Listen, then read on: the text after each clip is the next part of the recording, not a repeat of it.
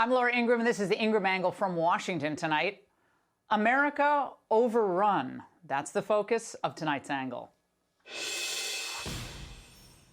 For the past 2 years, while the regime media has been obsessed with all things Trump, January 6th, of course the drag queen shows, America was being invaded by millions along our southern border. Now, for a sense of how the regime media are covering this unparalleled border surge, look no further than this headline from Axios. Biden braces for potentially 14,000 migrants a day. Well, instead of braces for, it should read roots for. Look, they came from dozens of countries, and among them were sex traffickers, cartel hitmen, child molesters, and even some who were convicted murderers. And when Biden was inaugurated, drug kingpins, they knew that they were going to become even richer by forcing migrants to go through them for safe passage into the United States. But all along, not only did the Biden administration not repel the invasion, it encouraged it. This was a purposeful, willful, wanton, intentional effort to overwhelm our border patrol and flood our beautiful country with millions of illegals. Now, 95% or more have no legitimate asylum claims, but they do have scripts that they memorize, mouthing just enough of the right words to allow them to be immediately released and bust to wherever they want to go. But every once in a while, they let the truth slip out. Would you have tried to do this when Donald Trump was president? Definitely not. Definitely. We had the chance. So did you come here because Joe Biden was elected president? Basically. The refusal of the Biden administration to use its authority to stop this invasion is the most egregious abuse of power any of us have seen in our lifetimes. Now, Biden held on to his emergency COVID authority, remember, until the spring of 2023 at least, probably continue after that. Yet apparently, that emergency isn't bad enough to keep Title 42 in place, which allows for immediate border turnbacks during a health crisis. That expires next week. So the only conclusion any of us can draw is that the Democrats want a different America. They can't rely on elections to necessarily advance us toward a global government and zero carbon output. So they need new voters, voters who are ignorant of the American tradition and whose children will not be taught about it in our public schools. Now, it doesn't matter who these new people are, what their intentions are, whether they'll be drains on our schools, our healthcare system, whether they're criminals, as long as they're not you, whom the left hates intensely. Now, the Biden folks are so brazen that their response to the border catastrophe is to make the trek easier for the migrants.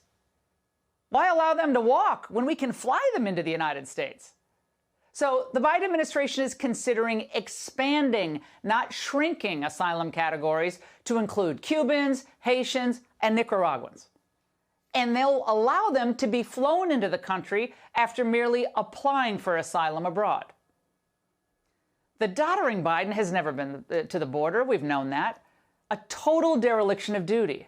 It's a health, economic, and national security crisis that's unfolding right at this moment. Whatever happens to Americans because of this, they think it's just all necessary collateral damage. You're not their priority. Families are suffering, American families, like this. My son was standing on the driveway when this gang member came from behind and was going to shoot his friend in the back and got my son in the arm, and he literally bled to death. He died in surgery. Our kids have been dead for years and years, and we can't even get them to even say anything nice about it. They ignore us. After the incalculable damage Biden has done to America just at the border alone, one thing is certain. They'll only change course if they believe it's going to hurt them politically. That's why it's so critical for Republicans to stay 100% unified here on the side of law and order, controlling our borders. Now, Schumer and Biden would love to say that they've struck some kind of deal with someone like Tom Tillis of North Carolina or Susan Collins from Maine on the immigration issue. And then they like to rope House Republicans in, too, so they can hold a big bipartisan signing ceremony at the White House, just like they did with their so-called Marriage Act yesterday. But California Governor Gavin Newsom, of all people, with his own White House ambitions, I think he sees political trouble ahead for the Democrats. Just to get an understanding, a deeper understanding of what the world looks like pre-Title 42 and what it likely is going to look like in a few weeks post-Title 42. And then he told an ABC affiliate, quote, "The fact is, what we have now is not working, and it's about to break.